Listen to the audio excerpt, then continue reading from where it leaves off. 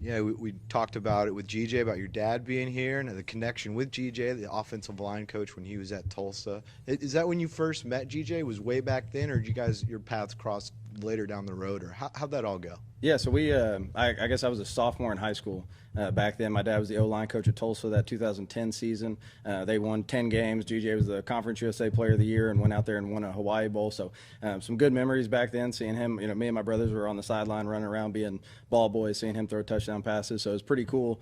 The way our paths crossed once we got into coaching, and he got the head coaching job at UIW and had the chance to interview and then work for him last year.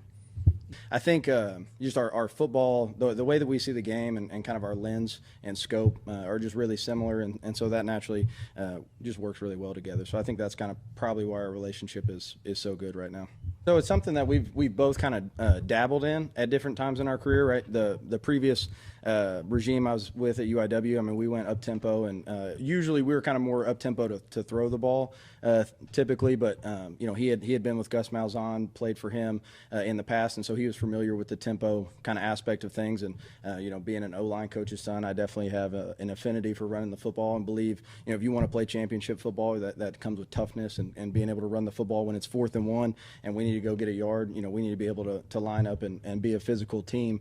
And so I think we just saw eye to eye there, and we kind of, hey, how do we build this thing right? This is what we have a really good O-line. We have good running backs that we feel, can make plays. A quarterback who was dynamic last year with Lindsey Scott. So how do we build this thing around the run game? And that kind of led us to some of the wide splits and, the tempo and all that kind of thing.